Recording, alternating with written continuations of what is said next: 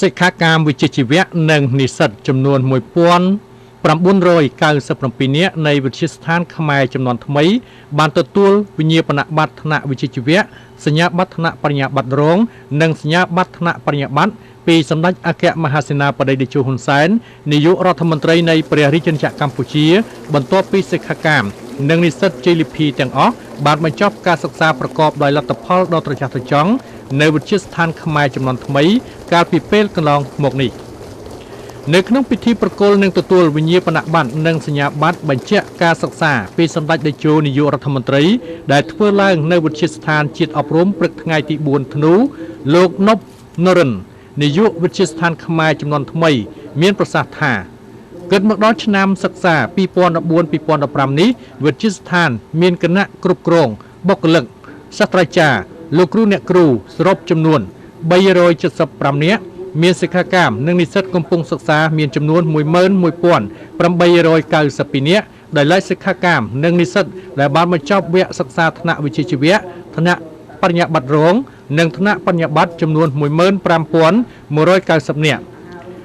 លោកនាយកវិទ្យាស្ថានមានប្រសាសន៍បន្តថាសិក្ខាកាមនិងនិស្សិតទាំង 1,997 នាក់ដែលទទួលវិញ្ញាបនបត្រនិងសញ្ញាបត្រពីសម្ដេចតេជោនៅពេលនេះរួមមានវិញ្ញាបនបត្រថ្នាក់វិជ្ជាជីវៈមានចំនួន 1,208 នាក់ថ្នាក់បរិញ្ញាបត្ររងចំនួន 250 នាក់និងថ្នាក់បរិញ្ញាបត្រមានចំនួន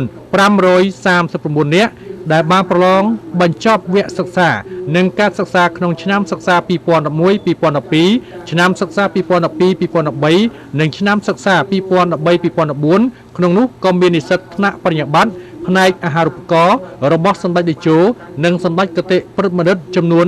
105 នាក់ផងដែរសម្ដេចអគ្គមហាសេនាបតីតេជោហ៊ុនសែននាយករដ្ឋមន្ត្រីនៃព្រះរាជាណាចក្រកម្ពុជាអញ្ជើញមានប្រសាសន៍សំណេះសំណាលទៅកាន់សិក្ខាកាមនិងនិស្សិតជ័យលាភីនៃវិទ្យាស្ថានខ្មែរចំនួនថ្មីក្នុងខ្លឹមសារដូចតទៅ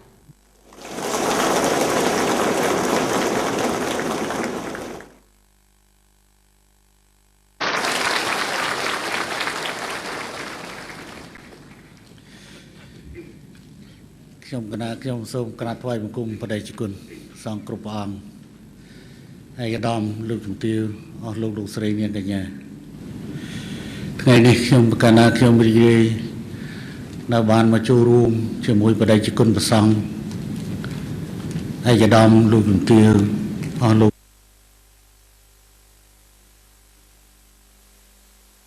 សញ្ញាបត្រនិងវិញ្ញាបនបត្រជូនដល់សិក្ខាកាមនិងនិស្សិតនៃវិទ្យាស្ថានខ្មែរចំនួនថ្មី 1997 នាក់គឺនឹកឃើញដល់ឆ្នាំ 1997 ពិតជាមានមោទនភាពជាមួយនឹងការដំណើរការចប់មិនដាច់តាំងពីដំណាក់កាលនៃការបង្កើតអង្គការក្រៅរដ្ឋាភិបាលដែលមានឈ្មោះថាអង្គការសម្ព័ន្ធខ្មែរចំនួនថ្មីរហូតរីកចម្រើនមកកាន់ជាវិទ្យាស្ថានខ្មែរចំនួនថ្មីដែលលោកនាយកវិទ្យាស្ថាននាំរឿងបានធ្វើរបាយការណ៍អំបញ្ញនេះ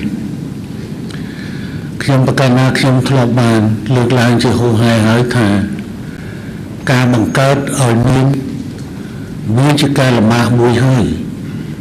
ក៏ប៉ុន្តែការធ្វើឲ្យមាននិរន្តរភាពនៃអ្វីដែលបានបង្កើតនោះវាមិនមែនជាការងាយស្រួលទេនេះគឺជារឿងពិតមួយអ្នកខ្លះបង្កើតហើយគម្រោងបង្កើតហើយគឺត្រូវដួលរលំទៅវិញ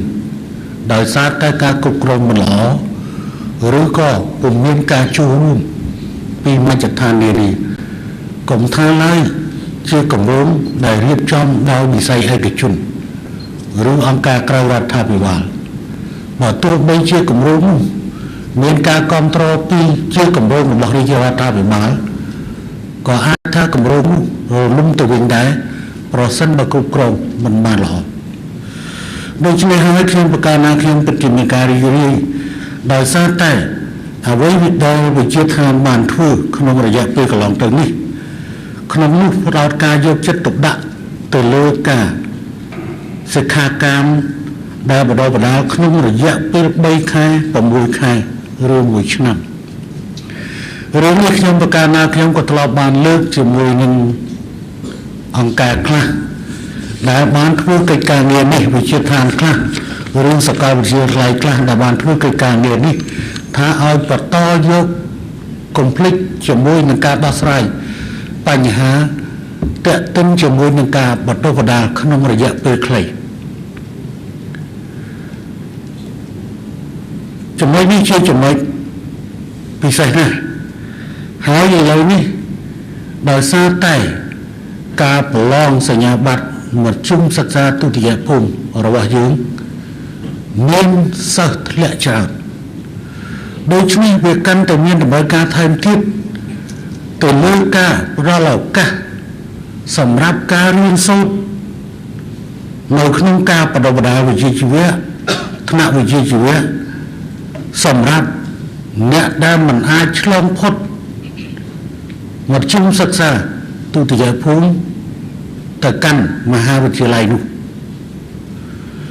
រឿងនេះក្រសួងអប់រំយុវជននិងកីឡាក៏បានប្រកាសរួចហើយអំពី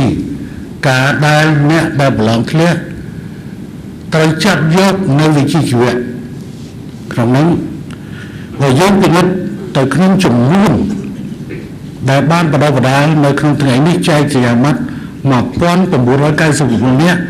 ក្នុងនោះមាន1208នាក់រួចស្រេចទៅហើយដែលទទួលនៅក្នុងផ្នែកនេះរយៈពេលខ្លីក៏ប៉ុន្តែគឺជារយៈពេលដែលងាយស្រួលក្នុងការរកការងារធ្វើព្រោះនៅប្រទេសកម្រិតរបស់វាយើងត្រូវស្គាល់សូម្បីតែវិជ្ជាបណ្ឌិតម្នាក់มันអាចមនុស្សទាំងអស់នាំទៅវិជ្ជាបណ្ឌិតទេបើផ្នែកខាងវិទ្យាសាស្ត្រវាពិតជាមានវិជ្ជាបណ្ឌិតមានសាស្ត្រាចារ្យមានវិជ្ជាបណ្ឌិតប៉ុន្តែស្ទប់បន្តវិជ្ជាបណ្ឌិតម្នាក់ត្រូវមានគ្រូពេទ្យមធ្យមប្រមាណអ្នកអមហើយត្រូវមាននៅគិលានុបដ្ឋាគិលានុបដ្ឋាយិកាប្រមាណអ្នកអមអញ្ចឹងមិនអាចយកវិជ្ជាបណ្ឌិតទៅអមវិជ្ជាបណ្ឌិតបានទេឧទាហរណ៍ការវះកាត់វាត្រូវការអ្នករុញកត្រៃរុញឧបករណ៍វាត្រូវការអ្នកគ្រូពេទ្យសំដំវាត្រូវការឯកទេសផ្សេងគ្នាហើយប៉ុន្តែវាមានកម្រិតថ្នាក់របស់វាអ្នកកាន់កត្រៃកាន់កបិតគេក្រុមខ្ញុំមិនយល់ទេអានឹងគាត់ថាបើយើងពិនិត្យអានឹងគេអញ្ចឹងអីខាងពួកសាយសាស្ត្រខាងពួកវះកាត់វាមិនទៅមានអ្នកកាន់កត្រៃហើយត្រូវមានអ្នកដាប់ថ្នាំសំដំវាត្រូវមានស្អីណាគ្រប់ផ្នែកទាំងអស់ហើយចុះបើវិជ្ជាបណ្ឌិតប្រើវិជ្ជាបណ្ឌិតគេគាត់វាមិនទៅវាមិនទៅចឹងបានពេទ្យសាលាពេទ្យក៏គេមានកម្រិតរបស់គេដែរយើងនៅទីនេះក៏ដូចគ្នាអញ្ចឹងដែរប៉ុន្តែនិយាយយ៉ាងដូចនេះមិនមែនបានគេថាចំពោះមុខសិស្សបរិញ្ញានិងបរិញ្ញាបត្ររងគឺបែរជាមិនត្រូវបានយកចិត្តទុកដាក់នោះទេមិនមែនអញ្ចឹងទេក៏ប៉ុន្តែខ្ញុំពិតជាមានការលើកទឹកចិត្តដោយសារតែសិក្ខាកាមវិជ្ជាជីវៈត្រូវបានទទួលការបណ្ដុះបណ្ដាលនៅទីនេះបើគិតក្នុងរយៈពេលកន្លងទៅនេះបានបញ្ចប់ការសិក្សានៅបញ្ចប់ពីវិទ្យាឋាននេះមានចំនួន15190នាក់ក្នុងនោះថ្នាក់សិក្ខាកាម13849នាក់ហើយសិស្សកំពុងនៅបន្តការសិក្សា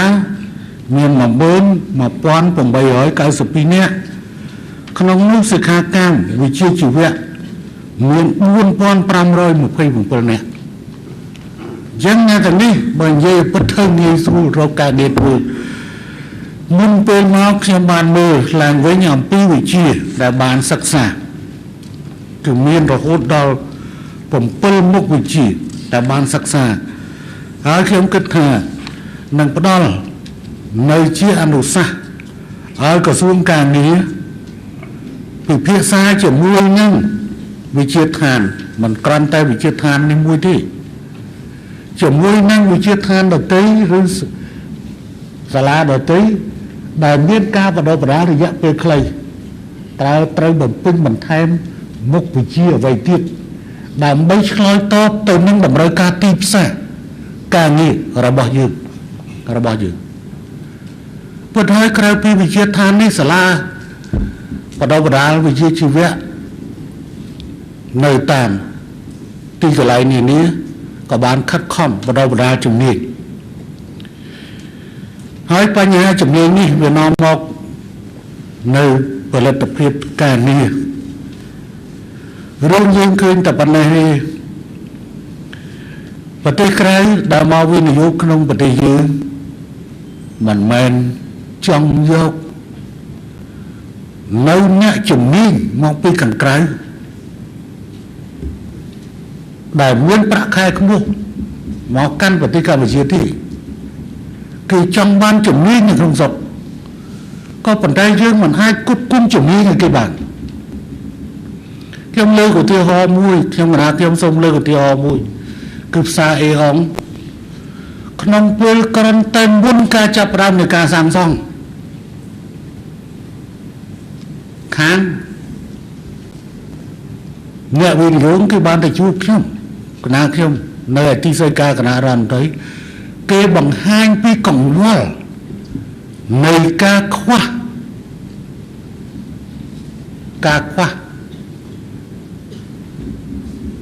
បុគ្គលិកជំនាញខ្ញុំបានប្រាប់ថានៅពេលដែលលោកសាងសង់លោកត្រូវប្រើពេលវេលាជាង1ឆ្នាំឬ2ឆ្នាំទើបរួចរាល់ផ្សារបើអញ្ចឹងក្នុងរយៈពេលនោះលោកជ្រើសរើសនិស្សិតដែលបានបញ្ចប់ការសិក្សាបណ្ដុះបណ្ដាលទៅណាតើបណ្ដុះបណ្ដាលទៅអញ្ចឹងឃើញថាភាគច្រើននៃអ្នកធ្វើការនៅទីនេះមិនមែនយកមកពីក្រៅប្រទេសទេគឺភាគច្រើនគឺអ្នកនៅក្នុងស្រុកនឹងឯងចំណុចនេះគឺជាចំណុចល្អដែលយើងត្រូវបន្តហើយសូមកោតសរសើរជាមួយនឹងការខិតខំនៃវិជាឋាននេះទាំងថ្នាក់ដឹកនាំទាំងសាស្ត្រាចារ្យដែលផ្ដល់នៅចំណេះដឹងជួយបង្រៀនទៅដល់និស្សិតនិងសិស្សជាសិក្ខាកាមរបស់យើងខ្ញុំក៏សូមអរគុណផងដែរជាមួយនឹងវិជាឋានដែលបានផ្ដល់អាហារូបករណ៍ឲ្យខ្ញុំបការាខ្ញុំហើយអាហារូបករណ៍នេះត្រឡប់មកនឹងវិញទេដដែលនឹងក៏សូមអរគុណជាមួយវិជាឋានខ្មែរចំនួនថ្មីនិងក្មួយដែលជាសិស្សនិស្សិតដែលបានចូលរួមបោះវែងដីធ្លីចំនួនដូចជាជាង10នាក់ដែរដែលបានទៅបោះវែងដីធ្លីប្រមាណគេមានកត់15នាក់មានមកចូលរួមនេះក្មួយក្នុងនេះគឺមានបរិច្ឆេទឆ្នាំទី1 10នាក់ឆ្នាំទី2 3នាក់និងឆ្នាំទី3 2នាក់តែចេញទៅបាត់ហើយទេគេចេញទៅបាត់ហើយទេបាទអត់តាមជាប់ទេអត់មានអ្នកមកទទួលសញ្ញាបត្រថ្ងៃហ្នឹងទេឥឡូវវល់វល់ដីអត់តាមបានឡើងត្រាក់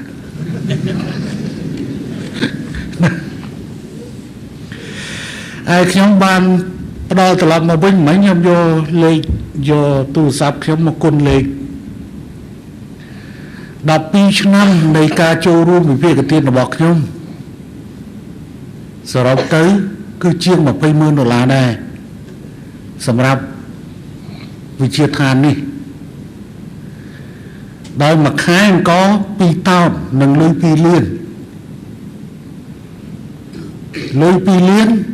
ប៉ុន្តែអង្គគឺថា2តោនវាថ្លៃអង្គជាងលុយ2លានសរុបទៅ cứ chương mà phơi lớnពីដណ្ដប់ឆ្នាំខ្ញុំជួយសាលា5មានតែអាស៊ីសច្ចៈទេដែលក្នុងមួយខែអង្គមួយតោននិងប្រាក់1លានដោយសារតែចំនួនសិស្សក៏តិចដែរក្រៅពីនោះគឺសម្ព័ន្ធខ្មែរចំនួនថ្មីអង្គការវិជាឋានអភិវឌ្ឍធនធានមនុស្សអង្គការអាស៊ីអឺរ៉ុបអង្គការសហព័ន្ធអឺរ៉ុបណាវាមានសហព័ន្ធអឺរ៉ុបទៀត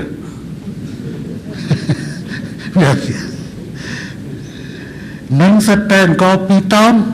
ធវិកា2លានរៀលជារៀងរាល់ខែចឹង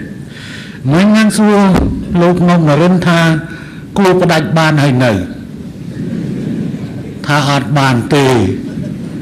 អញ្ចឹងសួរបដៅទៅថាគួរបន្ថែមនេះថាគួរដល់បន្ថែមគួរបដៅឥឡូវចេះដើម្បីចូលរួមវិភាគទានដោយសារយើងប្រល់នៅសញ្ញាមួយប្រាប់ថាគឺជំរុញការបដិបដាផ្នែកសិក្ខាកាមវិជ្ជាជីវៈជាធម្មតាប្រហែលជាភាគច្រើនអ្នកវិជ្ជាជីវៈនឹងតែមកស្នាក់ណាយ៉ាងទៅឥឡូវខ្ញុំសូមបកកោនថ្ងៃនេះចាប់ពីខែនឹងតែម្ដងគឺអង្គរក្សាដដែលណាមកទឹក2តោនប៉ុន្តែប្រាក់គឺឡើងដល់5លានរៀលក្នុងមួយខែ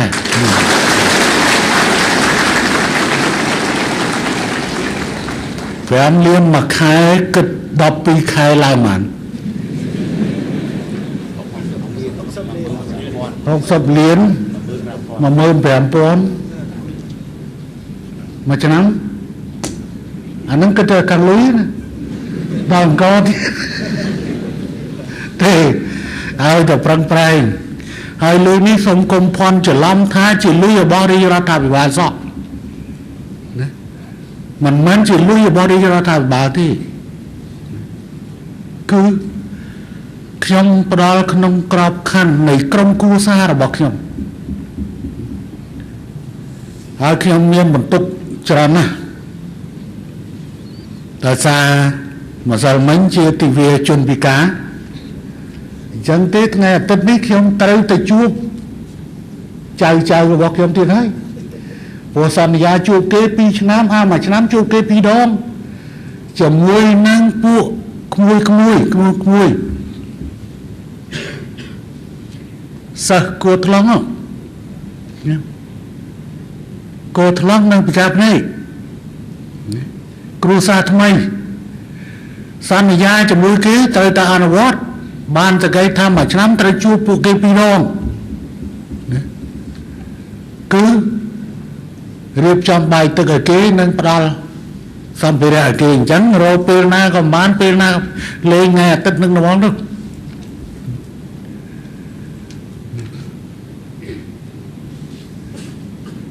្រោះនៅទីនោះហើយនឹងមកចាប់មណ្ឌលកុមារកំព្រាមួយចំនួនក៏ត្រូវគប់គុំប្រចាំខែជាអង្គជាប្រាក់ឥឡូវហ្នឹងកំពុងតែត្រេះរិះពិចារណាថាតើគួរចែកឲ្យកូនណាទទួលណាចែកឲ្យកូនហ្មងចែកឲ្យកូនប៉ុន្តែកូនខ្លះទៅធ្វើការងារហ្នឹងជួបខ្លាំងជាងយើងទៅទៀតហ្នឹងគេនាំក្រុមគ្រូពេទ្យទៅមូលដ្ឋានតម្រង់ចំណាយនឹងគ្នាក៏ធំតែយើងបានធ្វើកិច្ចការងារដែលយើងគួរធ្វើដើម្បីសង្គមជាតិរបស់យើងហើយជាមួយនេះខ្ញុំក៏សូមថ្លែងនៅការកោតសរសើរចំពោះបដិជគុណដែលជាសិស្សបដិជគុណរៀនខាងស្អីខាងមិនខាងវិជ្ជាជីវៈទេច្បាស់ជាបរិញ្ញាឬបរិញ្ញារងបរិញ្ញាណាបន្ទាប់ពីហ្នឹងទៅយ៉ាងម៉េចហើយលោកគុណគិតយ៉ាងម៉េចថ្ងៃហ្នឹងដូចជា13កើតខែមករា13កើតណា ពិតមែនហើយឆ្នាំនេះការរងាគឺអាចមកបដាដោយសារវានៅសល់ទឹកភ្លៀងប៉ុន្តែគឺថាវាសមរម្យហើយសមរម្យហើយឥឡូវហ្នឹងគឺនៅតាមតំបន់មួយចំនួនតិចហើយនឹងចាត់តិចកាន់តែខ្លាំងខ្ញុំកណាខ្ញុំក៏ធ្លាប់ខ្លួនឯងដែរព្រោះកាលការហ្នឹងវាល្ងាខ្លាំងណាស់ហើយខែនេះណាអ្នកភ្នួងអ្នកជាងការមកមួយយឹកណាស់អាចារ្យការរាប់ទាំងអាចារ្យញៀនព្រួងអនុរដ្ឋលេខាធិការក្រសួងធម្មការទៅធ្វើអាចារ្យដែរជុំមានទៅស្អីឥឡូវហ្នឹងមន្ត្រីរបស់យើងមួយចំនួនទៅចេះធေါ်អាខ្លះគឺទៅធ្វើអាចារ្យធ្វើអាចារ្យការប៉ុន្តែកុំឲ្យអាចារ្យសេរីកសោទៅដល់ទៅសុំជូនពោប៉ុន្តែចិត្តការកូនខ្លួនឯងនេះប្រហែលថ្ងៃទៀតកាលមុខហ្នឹងចំថ្ងៃខ្ញុំពេលហ្នឹងខ្ញុំកំពុងហោះពីកូរ៉េត្រឡប់មកវិញហ្នឹងគាត់បើតាយកអាចារ្យកុំយកអាចារ្យសេរីកសលចាយកអាចារ្យសេរីកសលទៅដល់ហើយសុំជូនពោប៉ុន្តែបើជាងការ៉ាអូខេសេរីកសលអត់មានអារនិយាយពីអាបត់គេមកបត់យកទៅកន្លែងក្រុមយើងអ្នកវាយកូនគូនឹងក្រុមកន្លែងស្អីគេថាអត់ឲ្យក្រៅពីប្រពន្ធគេអត់មានហៅណាមួយអូននេះអញ្ចឹងប្រៀបជាងអីបត់អារែងឲ្យអីជើងភ្នំសំពៅអីជើងភ្នំសំពៅអញនាំហងទៅ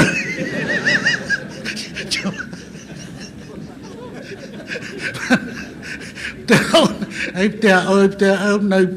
ភ្នំសំពៅគេថាផ្ទះម៉ែនៅភ្នំសំពៅអញនាំហងទៅស្កត់ទៅចេះតែឆ្នៃខ្ញុំទៅវាយកូនកុយឥឡូវពួកនឹងប្រយ៉ាងម៉េចដល់លួយមើលទៅអាចជំរាបគេថាអានឹងមកពីប្រពន្ធហាមខត់តែក្រៅពីប្រពន្ធមួយគឺអត់ឲ្យហៅអូននេះអញ្ចឹងចូលការ៉ាអូខេអត់ហ៊ានជាងអូន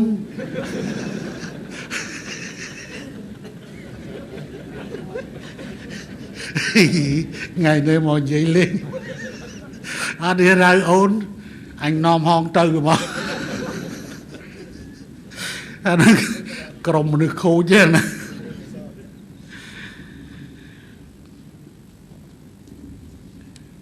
ថ្លៃនៅការកោតសរសើរហើយត្រូវបន្តការខិតខំខ្ញុំកណាខ្ញុំសង្ឃឹមថានឹងបន្តអ្នកដែលបានទទួលការបដិបដាលទោះបីថ្នាក់នេះថ្នាក់នោះក៏ដោយសូមផ្ដាំផ្ញើថាបន្តការយកចិត្តទុកដាក់រៀនសូត្រតទៅទៀតហើយ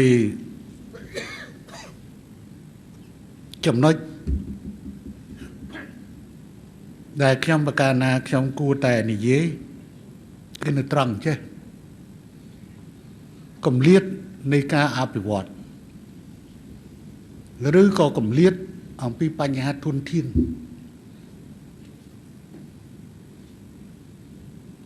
គឺវាជាអតលយភាពមួយថែមទៀតបញ្ហានេះសូមបញ្ជាក់ជូនចេះយើងកំពុងតែបង្កើតប្រទេសរបស់យើងកំពុងតែបង្កើតវប្បធម៌នៃការសន្ទនាហើយរឿងនេះត្រូវបានជាប្រធានបទនៃការពិភាក្សា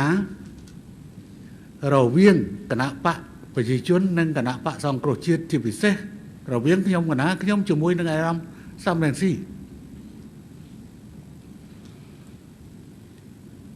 គឺការខិតខំបង្កើតនៅវប្បធម៌សន្តិនិកនៅក្នុងសភាជាច្រើនដងក៏បាននិយាយអំពីបញ្ហាហ្នឹង ជាមួយគ្នាអញ្ចឹងទេថ្ងៃមុនខ្ញុំកណាខ្ញុំនិយាយពីអតលយៈភាព12យ៉ាងនៅឯវិជាឋានបច្ចេកវិទ្យាកម្ពុជាអញ្ចឹងឯកឧត្តមសំរងស៊ីគាត់ក៏បានសរសេររបបមួយមកឲ្យខ្ញុំកណាខ្ញុំថាឯកភាពយល់ស្របជាមួយនឹងអតលយៈភាព12យ៉ាងដែលសម្ដេចបានលើកប៉ុន្តែនៅមានអតលយៈភាព2ទៀតនោះកំលៀតរវាងអ្នកមាននិងអ្នកក្រទៅលើបញ្ហាទ្រព្យសម្បត្តិ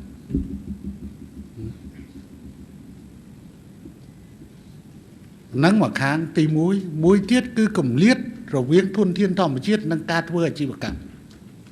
ទៅលើធនធានធម្មជាតិខ្ញុំកណាខ្ញុំយល់ស្របហើយក៏សរសេរសម្បត្តិបកត្រឡប់ទៅគាត់វិញនេះហើយជាហៅថាវប្បធម៌នៃការសន្ទនាដើម្បីកសាងប្រទេសជាតិហើយក៏សូមកុំភ័ន្តច្រឡំនៅខាងមុខនឹងធ្វើវិសោធនកម្មបទបញ្ជាផ្ទៃក្នុងនៃរដ្ឋសភាដើម្បីបង្កើតឲ្យមានក្រុមតំណាងរាស្ត្របកស្រាយឲ្យហើយដើម្បីជៀសវាងការភ័ន្តច្រឡំការបង្កើតឲ្យមានប្រធានក្រុមតំណាងរាស្ត្រនេះមិនមែនគ្រាន់តែសម្រាប់ពីបកដែលមានអាសនៈក្នុងសភានៅថ្ងៃនេះទេពីមុនយើងមានក្រុមតំណាងរាស្ត្រមួយក្រុម10នាក់មួយក្រុម10នាក់យើងដល់2នាក់អីចឹងអានឹងក្រុមសម្រាប់ការពិភាក្សាប៉ុន្តែនៅមានប្រធានក្រុមតំណាងរាស្ត្រនៃគណៈបកដែលមានអាសនៈក្នុងសភាអញ្ចឹងក្នុងផ្នែកនេះពាក់ព័ន្ធជាមួយនឹងបញ្ហាអាចតែថ្ងៃក្រោយមានគណៈបកច្រើនគណៈបកដែលមាន 5% ឡើងលើត្រូវបង្កើតជាក្រុមតំណាងរាស្ត្រទាំងបកក្នុងរដ្ឋាភិបាលទាំងបកក្រៅរដ្ឋាភិបាលគឺសិតតែមានប្រធានក្រុមតំណាងរាស្ត្រប៉ុន្តែនៅមានប្រធានក្រុមតំណាងរាស្ត្រមួយគឺ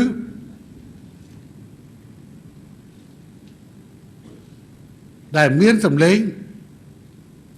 25% តែចាត់ទុកថាធំជាងគេជាដៃគូសន្ទនាជាមួយនឹងប្រមុខរាជរដ្ឋាភិបាលទៅលើបញ្ហាប្រទេសជាតិ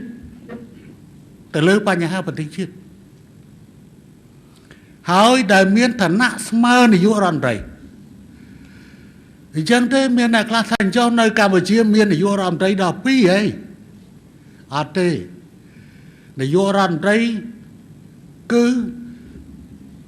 សម្ដេចក្រមព្រះនរោត្តម នរិទ្ធដែលជាប្រធានឧត្តមក្រុមប្រឹក្សាព្រះមហាក្សត្រក៏មានឋានៈស្មើនាយករដ្ឋមន្ត្រីដែរប៉ុន្តែมันអាចមកបញ្ជាតបបញ្ជារដ្ឋបាលបញ្ជាស្អីទេអត់ទេនេះគ្រាន់តែជាអាសនៈក្រមសម្រាប់ការរៀបចំផ្នែកពិធីការมันអាចមកចាត់ចែងការងារជំនួសនាយករដ្ឋមន្ត្រីនិយាយមួយម៉ាត់ពីនេះដល់ឆ្នាំ2018គឺថានាយករដ្ឋមន្ត្រីឈ្មោះហ៊ុនសែនវាចឹង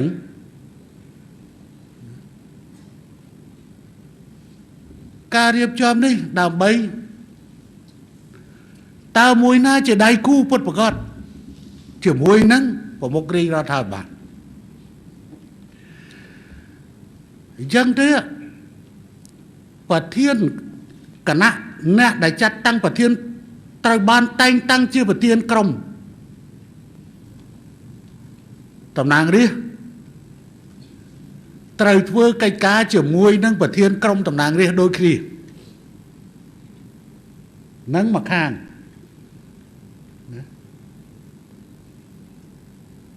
ព្រោះគណៈបកនីមួយៗសុទ្ធតែមានប្រធានក្រុមតំណាងរាស្ត្រគេធ្វើការជាមួយគ្នាប្រធានក្រុមតំណាងរាស្ត្រក៏មានសិទ្ធិគ្រប់គ្រងទៅលើតំណាងរាស្ត្រនៃគណៈបកខ្លួន ហើយមិនមានបរិយាកាសតែងតាំងឬប្រធានសភាតែងតាំងគឺតែងតាំងដោយសម័យប្រធានគណៈបកខ្លួនឯងប៉ុន្តែ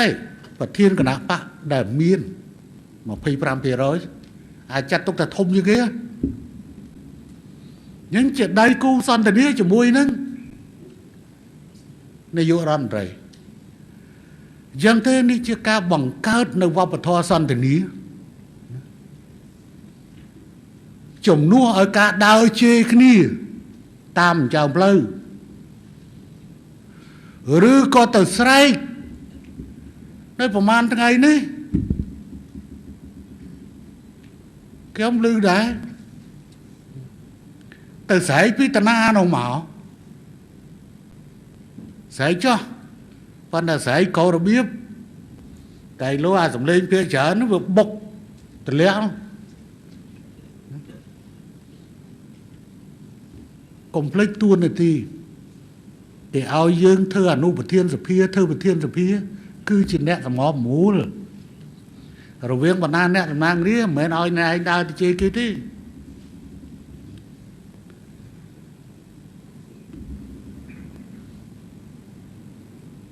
ចង់ប្រយោបល់លើបញ្ហាអីតាមរយៈប្រធានក្រុមតំណាងរាស្ត្រហ្នឹងមកហើយប្រធានក្រុមតំណាងរាស្ត្រយកមកទៅជែកជាមួយនាយករដ្ឋមន្ត្រីឬទៅជែកជាមួយប្រធានក្រុមតំណាងរាស្ត្ររបស់គណៈបកប្រជាជនមកណានិយាយចឹងមិនមែនបិទសិទ្ធទេណាក៏ប៉ុន្តែយើងទៅតាមដែរទៅមើលដែរណានិយាយគ្នាថាសន្តិនិកបណ្ដាលទៅពិតប្រកបជេរទៅតាមរបៀបស្អីឯណាគេឲ្យនិយាយនៅក្នុងសភាមិនក៏មិននិយាយសុំផ្ដាំតាមធាតុអាកាសប្រហែលគីឡូហឺតមេហ្គាហឺតហ្នឹងទៅ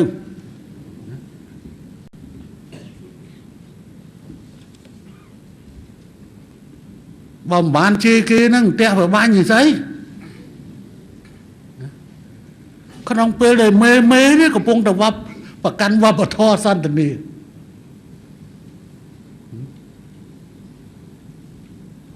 ឯអ្នកផ្សេងទៀតទៅរឿងផ្សេងទៅទៀត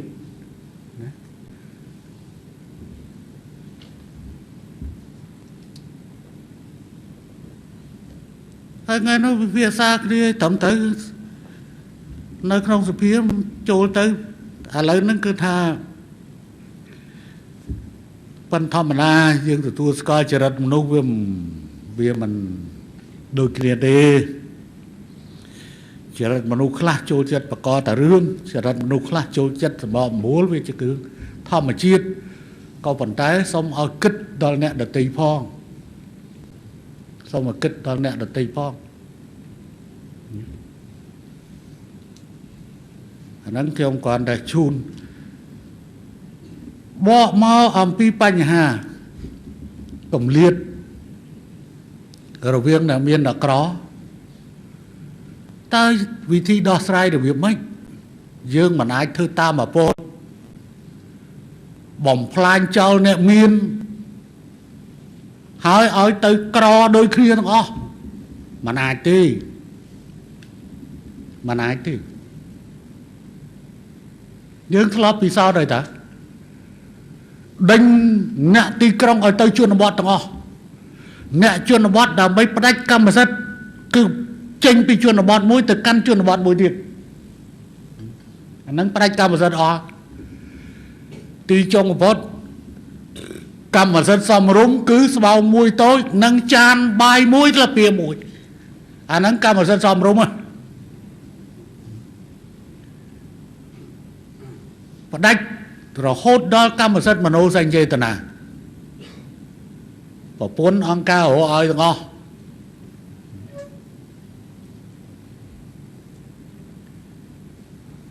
អញ្ចឹងវិធីដោះស្រាយបញ្ហានេះមានវិធានការច្រើនរាប់ទាំងវិធានការលើបញ្ហាផ្សេងៗទាក់ទិនជាមួយនឹងបញ្ហាការប្រយុទ្ធប្រឆាំងអំពើពុករលួយការរំលោភអំណាចការបំពានទៅលើទ្រព្យសម្បត្តិ រដ្ឋឬទ្រព្យសម្បត្តិអ្នកដទៃដើម្បីធ្វើមានទៅបានយើងត្រូវកាត់បន្ថយត្រូវខិតខំយ៉ាងម៉េចឲ្យប្រជាពលរដ្ឋរបស់យើងជាអ្នកក្រីក្រទទួលផលបានពីការអភិវឌ្ឍរបស់ប្រទេសជាតិក្នុងនឹងខ្ញុំកណាខ្ញុំនៅតែចាត់ទុកថាការកាត់បន្ថយគម្លាតខាងបញ្ញាគឺជាតម្រូវការសំខាន់មួយឥឡូវបើទ្រព្យសម្បត្តិអាគម្លាតរវាងទ្រព្យសម្បត្តិកាត់បន្ថយវាមិនងាយទេពិបាកប៉ុន្តែការកាត់បន្ថយគម្លាតខាងខួរក្បាលអាចនឹងធ្វើបានងាយធ្វើបានឥឡូវយើងពិនិត្យមើលក្មួយដែលជាប់និទេសអេនៅក្នុងការប្រឡងបាក់ឌុប11នាក់ណាពិនិត្យមើលសិតតកូនអ្នកក្រខ្សត់ទាំងអស់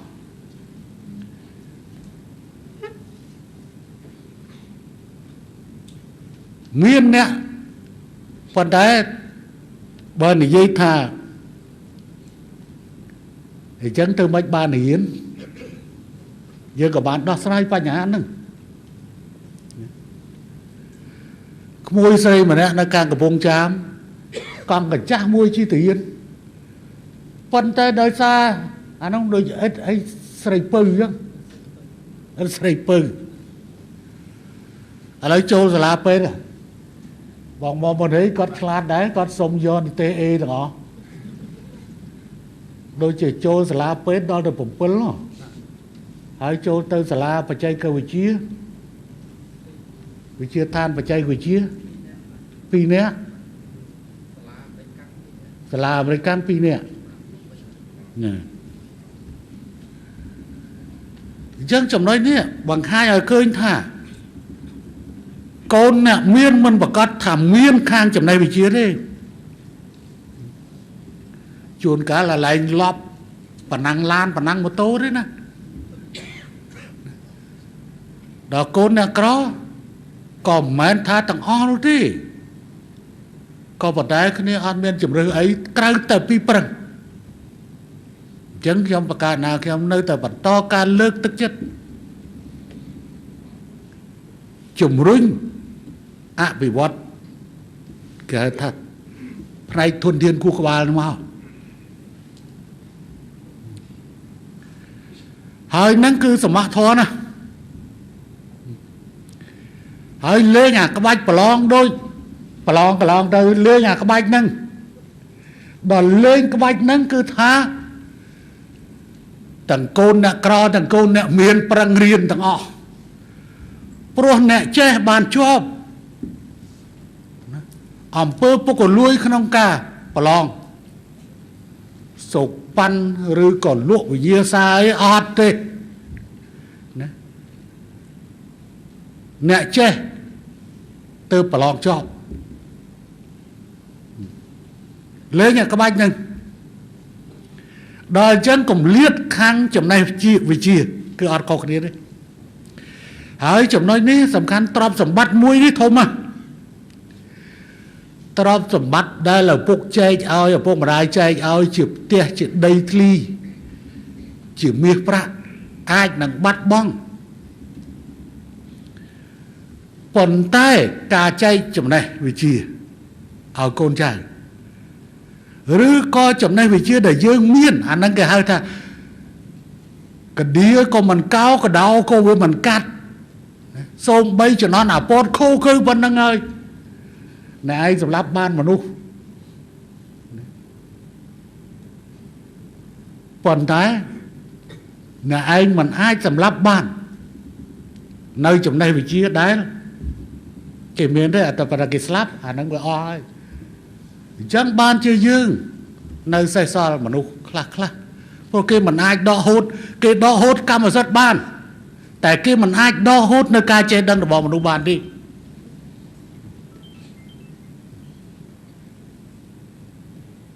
មិនអាចទេចឹងទេបានជាប្រឹងបន្តហើយយើងបានដាក់ ក្នុងមុំទាំង4នៃយុទ្ធសាស្ត្រសក្តិត្រូវការទាំង4តែធ្លាប់តែទឹកផ្លូវភ្លើងមនុស្សឥឡូវយើងបកទៅមនុស្សទឹកផ្លូវភ្លើងវិញដាក់មនុស្សគឺជាអតិភិបទី1របស់យើងនេះជាចំណុចដែលខ្ញុំបកាណាខ្ញុំលើកទឹកចិត្តថ្ងៃនេះហើយ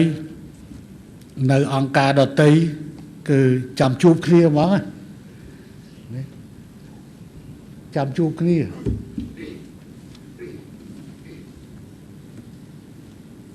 ប៉ុន្តែការផ្គត់ផ្គង់កែចប់លាប់ឲ្យតែចាប់ផ្ដើមដើមខែទទួលហ៎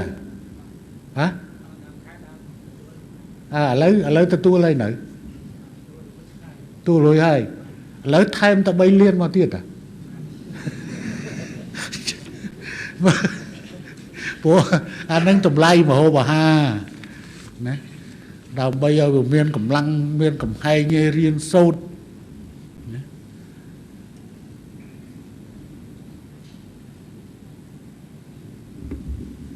ព្រោះជំរឿរបស់យើងអត់មានអីផ្សេងទេទៅប្រឹងទាំងអស់គ្នា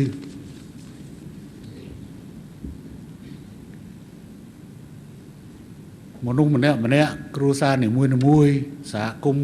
មួយរហូតដល់ប្រទេសទាំងមូលត្រូវប្រឹងទាំងអស់គ្នាហើយមិនថាបកនៅក្នុងរដ្ឋាភិបាលនិងបកក្រៅរដ្ឋាភិបាលទេប្រទេសរបស់យើងត្រូវខិតខំបង្កើតនៅវប្បធម៌សន្តិនិកឲ្យបានច្រើនបំផុតតាមដែលអាចធ្វើទៅបាន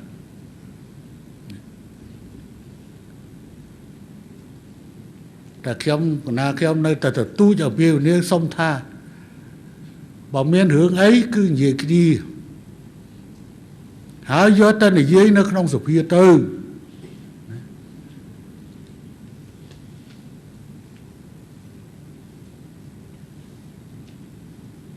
ជៀសវាងការបង្កើតនៅស្ថានភាពប្រឈមមុខគ្នាណាមួយដែលធ្វើឲ្យប្រជាពលរដ្ឋជួបការលំបាក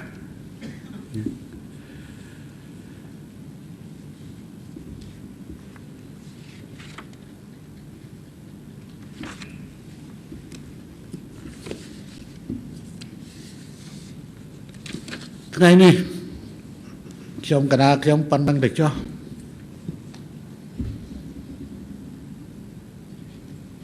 គ្រាន់តែរឿងនិយាយប៉ុណ្្នឹងវាអស់ប្រមាណជាងកន្លងមកបាត់ហើយ40ហើយចោលសភាទៀតចោលប្រមាណថ្ងៃហើយតែវាជាប់អញ្ចឹងសភាទៅដាក់កម្មវិធីឯនេះដាក់កម្មវិធីជាប់មួយខែហ្នឹងមួយខែពីរខែហ្នឹងហើយល្ងាចនេះត្រូវជាមួយហ្នឹងគេហៅថាក្រុមភ្នាក់ងាររបស់អង្គការសហប្រជាជាតិដែលធ្វើការនៅកម្ពុជាព្រឹកស្អែកគណៈរដ្ឋមន្ត្រីងាយស្អែកជំងឺអេដក្រុមអេដរបស់អាយដាមអៀងម៉ូលីនេះថ្ងៃអាទិត្យថ្ងៃសៅរ៍បែបមើលទៅប្រពន្ធចិត្តបានឥឡូវតាំងតើគេឲ្យយើងទៅហាត់ប្រាណថ្ងៃសៅរ៍ឬថ្ងៃអាទិត្យប៉ុន្តែថ្ងៃអាទិត្យយើងត្រូវទៅឆ្លៀតជួប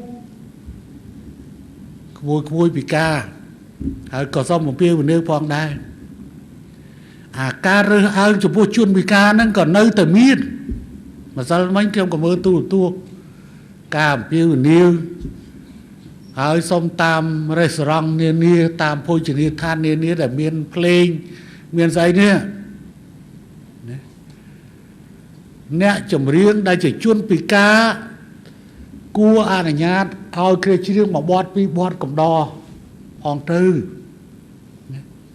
ប្រុសដែរណា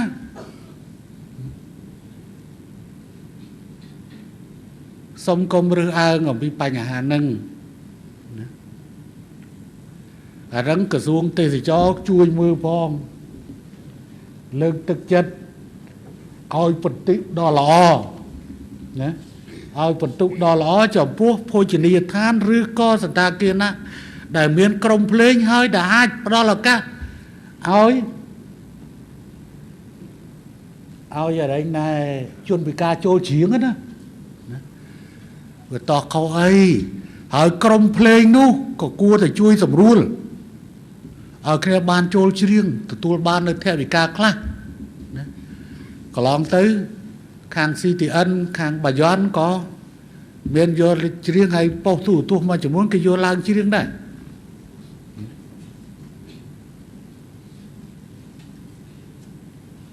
ហើយវិស័យឯកជននិងស្ថាប័នរដ្ឋនៅពេលដែលក្មួយមានក្មួយស្រីម្នាក់សម្ភាសនៅ CNC ប្រហែលជាយើងក្មួយពីរនាក់ដែលទៅសម្ភាសនោះថាអាបច្ចេកទេសអំបញ្ញមិញហ្នឹងគឺគាត់អត់តាន់ចេះផងបានសេចក្តីថាគាត់មានភ្នែកភ្លឺគាត់មិនតាន់ចេះអាប្រូក្រាមនោះផងអានោះវាការភ្នែកអញ្ចឹងទេអំពាវនាវចំពោះសង្គមទាំងមូលកុំមានការរើសអើងទៅលើបញ្ហានេះគ្មានអ្នកណាមួយកើតឡើងចង់ពិការទេចង់ពិការទេហើយខ្ញុំនឹងគឺជាមនុស្សពិការតែម្ដងខ្ញុំកណាខ្ញុំជាមនុស្សពិការតែម្ដងណាអស់ប្តីមកខាងហើយក៏គេហៅថាពិការដែរណាប៉ុន្តែមានឡុងវិសឡូខ្ញុំធ្លាប់និយាយរឿងហ្នឹងឡុងវិសឡូគាត់ថាទេសម្ដេចឯងកាលហ្នឹងបង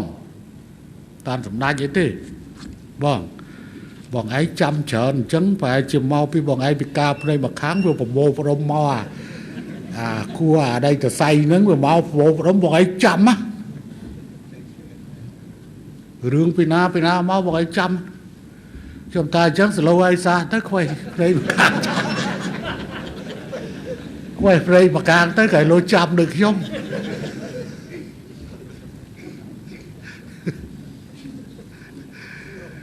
ឈឺណាស់លោកអើយនៅពេលដែលត្រូវក្រប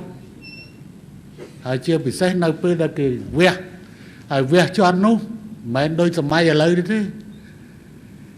ចាក់ហ្វេនេកង់មកជុលរួចហើយចាប់ចងដៃរបស់យើងជាគៀងបន្ទិប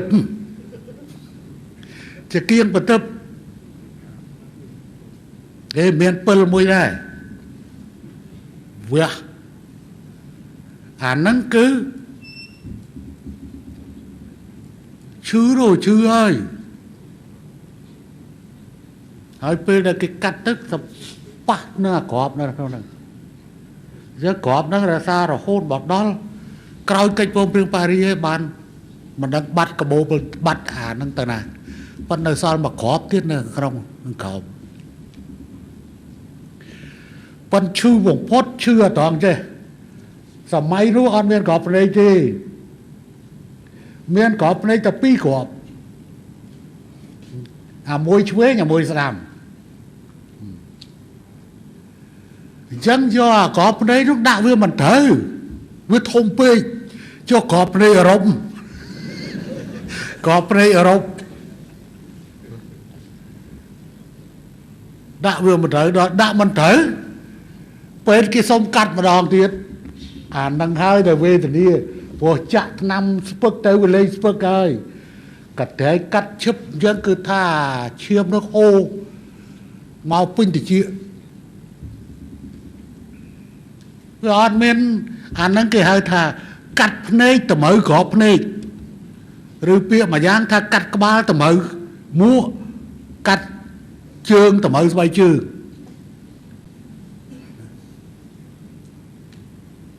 ចំណនោះមានស្អីបានប៉ុណ្ណឹងប៉ុន្តែសំណាងល្អនៅត្រង់ថាប្រពន្ធយើងគេនៅទទួលយកយើងទោះបីយើងពិការខ្ញុំខឹងដែរទទួលព័ត៌មានថា គេឈប់យកយើងហើយយើងពិការខឹងដែរជីគេអស់មកអាទិត្យពីរទៅសាប់ក្រោយមកឬព័ត៌មានថ្មីអូខុសហើយផាន់ច្រឡំធំ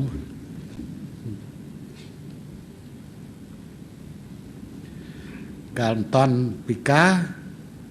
ស្រឡាញ់គ្នាដល់ពិការគេឈប់ស្រឡាញ់ប៉ុន្តែប្រពន្ធខ្ញុំនេះគេនៅតែបន្តមានមិត្តភ័ក្តិគេប្រាប់ថាកាលហ្នឹងមុនខ្វេះមុនវះពេលយកព្រៃនេះចេញឬក៏ក្រោយវះភ្នែកហើយដាក់ទៅវាអត់ដឹងទេអើយតែខ្សឹបទៅប្រាប់គេថាភ្នែកនៅល្អអញ្ចឹងទៅតែភូតគេថា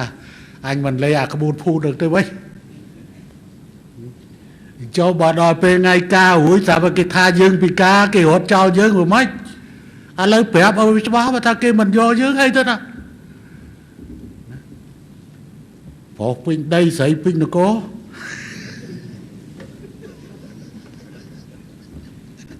ថ្ងៃនេះទៅឯណា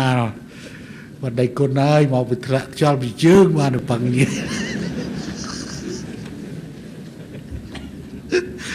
ហើយគិតតែកើតទុកពេកក៏វាមិនកើតចៅ7ដណ្ដប់ម្សិលមិញហ្នឹងគឺថាហត់នឹងចៅនៅក្រោយ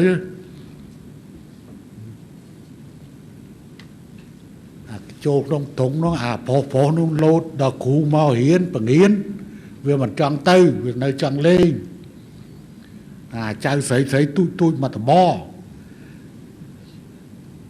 ឡូវខ្ញុំមានដល់ទៅ3តប4តប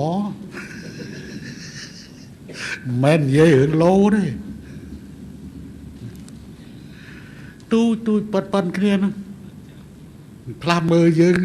របៀបសន្លក់បន្តិចហើយចៅហ្នឹងឆ្នះជាងគេមួយហ្នឹងមើលកន្ទុយភ្នែកថ្ងៃនេះខ្ញុំកណាខ្ញុំបាននាំមកសម្រាប់សិក្ខាកាមនិងនិស្សិតជ័យលាភីដែលត្រូវទទួលសញ្ញាបត្រ1997នាក់ក្នុងម្នាក់ថវិកា30000រៀលជូនសាស្ត្រាចារ្យនិងបុគ្គលិកចំនួន375នាក់ក្នុងម្នាក់ថវិកា40000រៀលជូនវិជាឋានខ្មែរចំនួនថ្មីថវិកា3លានរៀលជូនវិទ្យាឋានជាតិអប់រំថវិកាចំនួន2លានរៀលហើយនេះជាអ្វីដែលខ្ញុំកណាខ្ញុំហើយសូមអភ័យទោសពីសំណាក់អាដាមសំរងស៊ីដែរដែលខ្ញុំបានទម្លាយលើបញ្ហាតាក់ទងជាមួយនឹងលិខិតព្រោះនេះជាការស្ថាបនាទៅវិញទៅមកហើយក៏ឲ្យយល់អំពីស្មារតីតាក់ទិននឹងគេហៅថាលើកកម្ពស់ការសន្ទនារវាងគណៈបក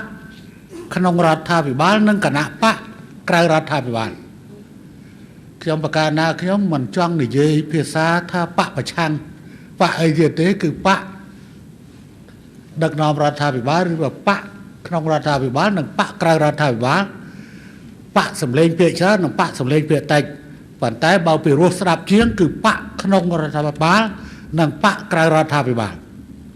អាហ្នឹងពីរោះស្ដាប់ជាងបង្កើតនៅវប្បធម៌នៃការសន្ទនាឲ្យបានច្រើនណាជួយមតិគ្នាក្នុងពេលដែលយើងជួបគ្នាឬក៏អាចជាលិខិតឆ្លើយឆ្លងគ្នាណាអាហ្នឹងគឺជាចំណុចនៃវប្បធម៌នៃការសន្ទនាដែលជៀសវាងបាននៅអរិយភាពទាំងឡាយបើដែលផ្ដើមចេញពីការធ្វើសេចក្តីថ្លែងការណ៍មិនទទួលខុសត្រូវហើយដែលនាំទៅដល់អរិយភាពដែលជាចំណុចធ្វើឲ្យបកក្នុងរាជរដ្ឋាភិបាលដែលមានសម្លេងភាគច្រើនទទួលយកដោយលំបាកណាហើយបើទទួលយកដោយលំបាកហើយអាហ្នឹងគឺវាច្បាស់ជាមានប្រតិកម្មតបតដល់ប្រតិកម្មតបតវាមិនល្អទេការគ្រប់គ្រងជាមួយនឹងស្ថានភាពបែបនេះហើយចុងបញ្ចប់ជាមួយនឹងការអបអរសាទរនៃវឌ្ឍនភាពរបស់វិជាឋានក៏ដូចជាអបអរសាទរចំពោះជ័យលាភីដែលទទួលសញ្ញាបត្រនិងវិញ្ញាបនបត្រថ្ងៃនេះខ្ញុំកណាខ្ញុំសូមប្រគេនពរចំពោះបដិជគុណព្រះសង្ឃគ្រប់ព្រះអង្គជូនពរ អាដាមលោកជំទាវលោកលោកស្រីនាងកញ្ញាសូមប្រកបដោយពុទ្ធពរទៅ4ប្រការអាយុវណ្ណៈសុខៈពលៈកំបីគ្រាគឺឡើងអស់បន្ទាប់មកសម្ដេចអគ្គមហាសេនាបតីតេជោហ៊ុនសែននាយករដ្ឋមន្ត្រីនៃព្រះរាជាណាចក្រកម្ពុជាបានអញ្ជើញប្រគល់សញ្ញាបត្រជានិមិត្តរូបជូនដល់តំណាងនិស្សិតជ័យលាភីពូកែចំនួន35នាក់តំណាងឲ្យសិក្ខាកាមថ្នាក់វិជ្ជាជីវៈនិងនិស្សិតជ័យលាភីទាំង1997នាក់ដែលបានបញ្ចប់ការសិក្សាប្រកបដោយជោគជ័យនៅវិទ្យាស្ថានខ្មែរចំនួនថ្មីក្នុងឆ្នាំសិក្សាកន្លងទៅចាប់តាំងពីបដិសន្ធិរបស់ខ្លួនរហូតមកដល់ពេលបច្ចុប្បន្នពិសេសក្នុងស្មារតីបង្ហាញពីឆន្ទៈការបដិញ្ញាចិត្តនិងបុព្វហេតុនៃការកសាងអភិវឌ្ឍធនធានមនុស្សវិទ្យាស្ថានខ្មែរចំនួនថ្មី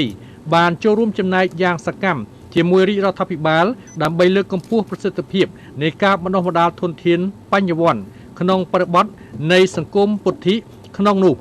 បានអនុវត្តតាមផែនការយុទ្ធសាស្ត្ររបស់ខ្លួនក្នុងគោលដៅចូលរួមអនុវត្តតាមគោលមាគ៌ានយោបាយនិងផែនការយុទ្ធសាស្ត្រវិស័យអប់រំរបស់រាជរដ្ឋាភិបាលដែលមានសម្ដេចអគ្គមហាសេនាបតីតេជោហ៊ុនសែនជាប្រមុខដឹកនាំដ៏ឆ្នើមក្នុងយុគសម័យទំនើបនៃសកលភាវូបនីយកម្មថ្មីនេះបច្ចុប្បន្ននេះកម្ពុជាមានគ្រឹះស្ថានឧត្តមសិក្សាសរុបចំនួន